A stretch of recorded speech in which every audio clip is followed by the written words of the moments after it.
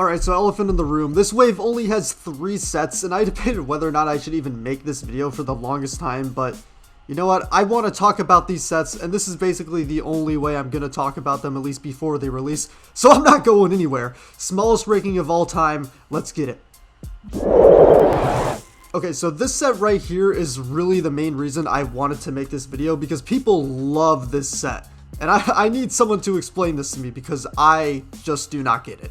I get the appeal of it. It's the first 2-headed dragon since the Fusion Dragon, and it genuinely does have a really cool design with the split colors, kind of being half tan, half purple, which, by the way, I absolutely love the purple and gold side of this dragon. I really wish we could get another purple and gold dragon at some point down the line, just because I think that would be a really cool set. But this set does also have some cool functions, like this wing flapping function, and it also comes with what I'm pretty sure is an exclusive gray spinner. It is a little bit hard to tell if it's black or gray, but I am pretty sure it's gray. Also, it does have an exclusive minifigure in Zark, so that's cool because you get another one of the Forbidden 5. But like I said earlier, I just don't get it. But let me explain why. It's the 2-headed design, and it's not that I don't like 2-headed dragons, it's that it just looks really awkward here. On the original Fusion Dragon, the head and necks are both very cohesive with the body design, and on this set, the head and necks are super long, and they have this giant gap between them, so to me, it kind of just looks like the Crystal King set, but without the arms and the wings. And it probably also doesn't help that the front of the torso is bulkier because of the giant shooter, and it also probably doesn't help that the wings are parallel with the ground because of the function. Because I definitely do think that if you could angle the wings upward, kind of like on the Source Dragon, I think that would make it look a lot better. And I don't think I'm the only one who feels this way, because all of the marketing for this set, the only picture where the dragon isn't on some sort of angle is this lifestyle picture where it's literally blurred in the background. And yeah, this set also is very expensive at $100, which, even though I don't think that this set is overpriced, it's still a lot. I imagine this is probably the one that everyone was expecting to be number 1, and you know, that's fair because I actually do love this set, and objectively speaking, it probably should be the top set of the wave, but trust me, it's not about this set being bad, it's just that the other set is that good. But let's talk about this one. This set is great. I've seen a lot of people that say they don't like this set because of the mech, which is the total opposite for me because I really love the concept of having this giant mech in the middle of the set, and you basically just get to use parts from all around the city to armor it up.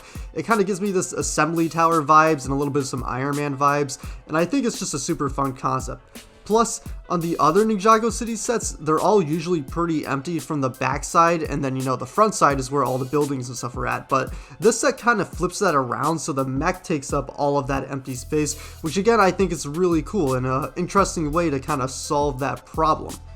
And even still, this set has all of the hallmarks of Ninjago City sets. The bottom floor, it has this garage area with parts and construction workers.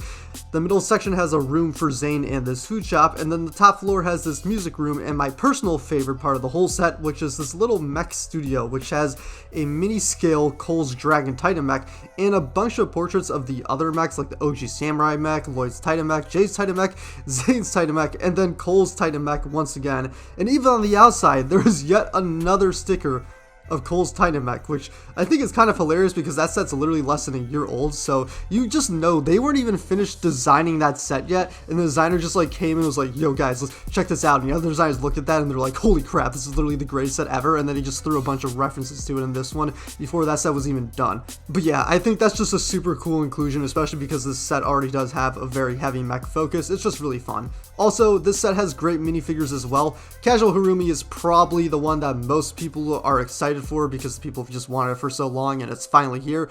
Dorama and the puppet I think are pretty cool, although I think some people will probably end up modding that puppet because it is pretty small compared to the show. And then Dr. LaRoe is another interesting one, which I wasn't expecting, but I do think it's a good figure, and one we otherwise probably never would have got. And lastly is Twitchy Tim, who was originally supposed to come in a minifigure pack way back when the island actually came out, but it's finally made its way into a set after all these years. The other standout is probably the Dragonian Tourist, just because he's so weird, but I do kind of wonder if by the end of Season 3 we'll see some Dragonians who's kind of living in the crossroads, and this is basically what that minifigure is referencing to. You know, that could be a thing. And then the other minifigures, we got Zane and Pixel, not really that exciting because they come in other sets, and then we have just the random civilian guys that you always get in a set like this. So it is a solid minifigure selection, but it also is a little bit underwhelming, especially compared to some of the past sets, mainly because there's just an overall lack of leg printing across these minifigures, which is definitely not something a lot of people are going to be excited about, and just in general it is a smaller minifigure selection. But the set is $250, which is the cheapest of the entire Ninjago City of lines of sets, and honestly, I think that is a good value for the set, so I don't really think you can go that wrong with the set. It's honestly really good. I love the Thunderfang Dragon of Chaos. It's actually the smallest set from this wave, even though it is $70, but just everything about this set is so cool. It pretty much just gives me the vibes of a Ninjago Kaiju because of its overall stance, but also the spike detailing on the arms and the arc horns around his neck, which I think is probably going to play some sort of story significance. But I also love the chains around the wrist and neck as well, because this dragon is quite literally breaking out of captivity, but the set, it's so good at all of the little details that just give it so much more character. My favorite parts though, it definitely has to be the head and wings. The head printing gives this kind of an invasion from below vibe, and the dual molding with the trans pink is just so sick. And then the wings also have this really awesome design, and I gotta give credit for how well they integrated the stud shooters. If you're not looking for them, you're not gonna see them. But like I said though, this set, it's just so good. And even though objectively speaking, the Ninjago City Workshops is probably better, but when I walk into the store to buy these sets, this is the one that I'm going to be looking forward to the most, so that's why I'm putting this one at the top.